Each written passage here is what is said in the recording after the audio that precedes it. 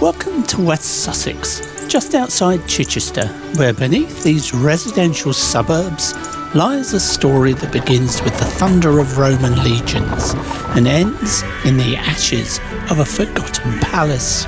We're having a day out today and a nice lunch, and if you watch to the end you'll find out what's happening on the channel coming up. Today we're exploring Fishbourne Roman Palace, which was the largest Roman residence ever discovered in Britain. So here we are, cafe's open, but we're planning a lunch out, so I don't think we'll bother with that. Second-hand bookshop. Maybe we go there on the way out. It's just starting to rain and my coat's in the car. Let's ask if it's indoors, outdoors. I think most of it's indoors. The story of Fishbourne begins with the Roman invasion of Britain in AD 43. They were led by Emperor Claudius, who was 53 years old at the time. Most historians agree that they sailed from Boulogne in France and landed in Richborough, Kent.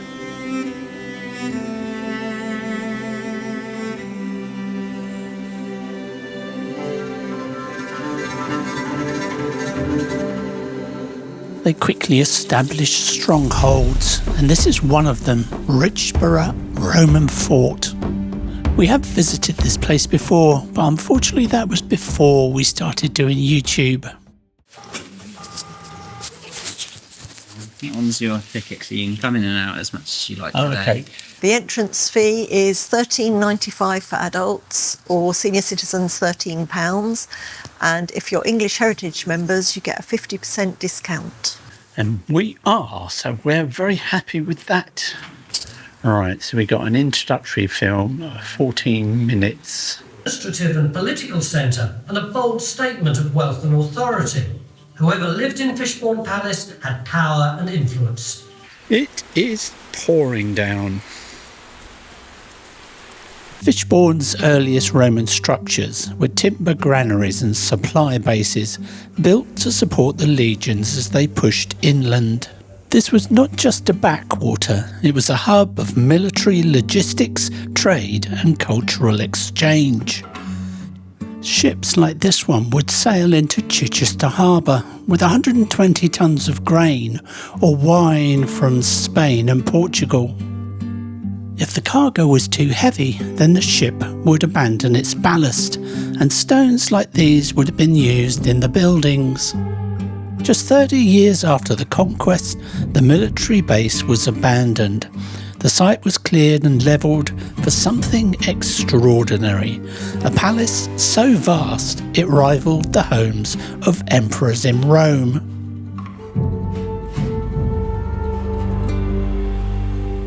They've mocked up a room here, decorated as it would have been at the time. Fishbourne was larger than Buckingham Palace, and even compared in size to Nero's Golden House in Rome. Fishbourne was more than just a home, it was a statement. The palace boasted over 100 rooms, many adorned with intricate mosaics, which tell a story of evolving taste. Early black and white patterns were later replaced by colourful, sophisticated designs as Roman craftsmen and their local apprentices left their mark. It's a shame they're so faded. I wonder how vivid they used to be when they were new. This one's probably the best one, the dolphin. The dolphin would often be carved into the ramming bow of the Roman galleons. Just imagine all that time ago with people walking around inside these buildings and living their lives. In the late 3rd century, disaster struck. A fire swept through Fishbourne, gutting the palace, and it was never rebuilt. Molten lead poured from the roof, and it eventually collapsed. During the excavation, fragments of broken glass and molten lead was found where they had fallen. This is one of 4 burials they found on the site. but this came well after the palace had been destroyed. Over centuries, the ruins were buried, ploughed into the soil and forgotten. It wasn't until 1960, when a water main trench cut through a Sussex field, that Fishbourne's secret was revealed. Hello, Charlie Brown wants something. They've got a triclinium. Do you know what that is? I haven't got a clue. Now, apparently this is a triclinium where they would lay outdoors and have food. We've all seen that in films, haven't we? It's not a real one, of course. It's been reconstructed. So, lay on it, Bunny, and show them how it's done. Wet and cold. So the bit where Carol is now was the main audience chamber. This is where they used to rule the kingdom from. This is the whole of the West Wing, and they found 5 mosaics under here which were badly damaged, so they've reburied them to protect them. And behind you is the South Wing, which is now buried under the road. Well, we enjoyed looking round here, but now it's time to try and find some lunch. Now, I've no idea if we're going to get into this pub, Bunny. What's it called? The Old Crown or something like that, I'm not sure. The Rose and Crown, I'm not sure. This space. Dead End Road. So Yeah. This looks like the pub on the left. Here it is. There it is. Crown and Anchor. Crown and Anchor. We might not be able to get in because that does look busy, doesn't it? Yeah, so all the parking's taken up. This was purely on spec, on the spur of the moment, so... The pub was packed, but we managed to get in. Okay, I'm going to try this Frito Misto. Never tried that before. And I'm going to go for haddock fish and chips. What are you having, Bunny? Cake supreme. Yummy. You having a starter? No. All right. Do you want to try some of this starter?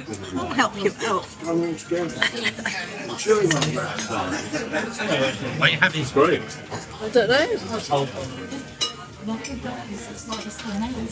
So we're gonna. Oh, that's obviously veg. Yeah, I'll try one of these things. It's going to be hot, so be careful. Looks like scampi.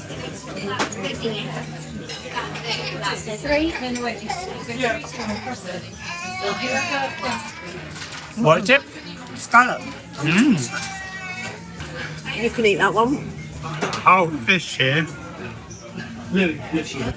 Good old fish and chips. You can't beat it. What do you think of your meal? Well, the food was really good quality. My fish, I had hake, and it was really nice. And the sauce was lovely, chimichurri sauce, hispy cabbage, and lovely fries. Yeah, that cabbage was delicious. Yeah. I made a big stupid mistake really because I had a fried starter and a fried main, and that was too much fried. Yeah. But the food was lovely, so that was my bad choice rather than anything wrong with the food. Yeah. And I had a nice glass of wine with mine, which was really good.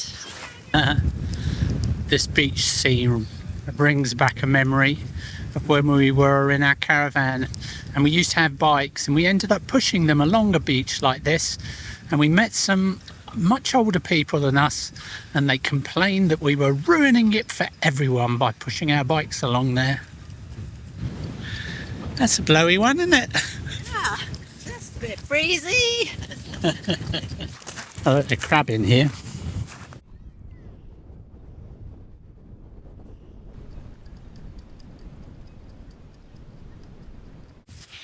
Blimey, that's one muddy dog. I wouldn't go too far.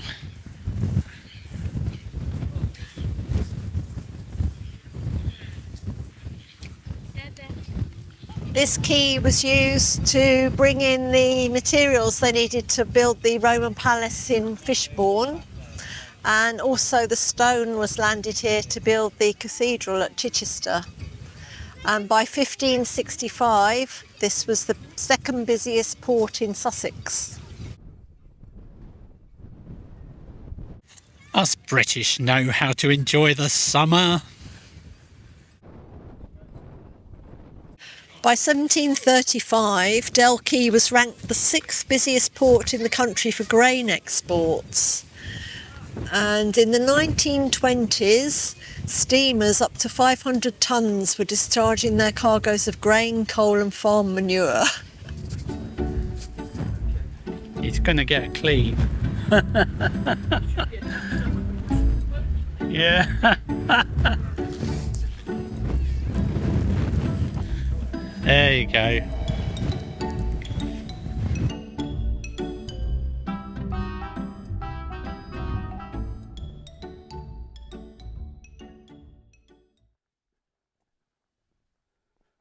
Well, really enjoyed that lunch.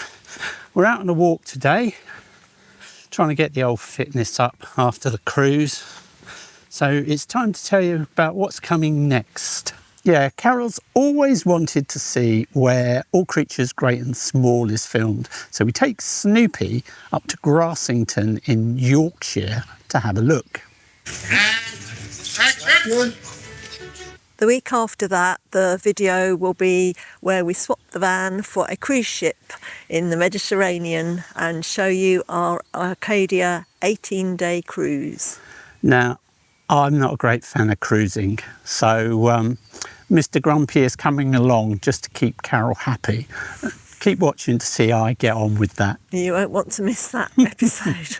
This white building on the left is now a museum, Resistance and Freedom, but this was before a prison for political prisoners. After that, we're going to be taking a short break. We're not quite sure how long, but I need to do some serious editing of 2 brand new series we've got lined up for you. So if you want to see them, make sure you hit that subscribe button. For those of you who've read my blogs on Buy Me a Coffee, you'll know what's coming up in the pipeline. Could be anywhere, couldn't you, walking in the woods? Yeah, we're just in Haywards Heath, Yep. where we live. Have we taken the wrong path to Borneo or something? Like we're in the blooming Amazon here, isn't it? So don't forget to tune in on Friday for All Creatures Great and Small. See you then. Who would live in a house like this? That's an impressive pile. Wow. It's absolutely loving that, isn't it?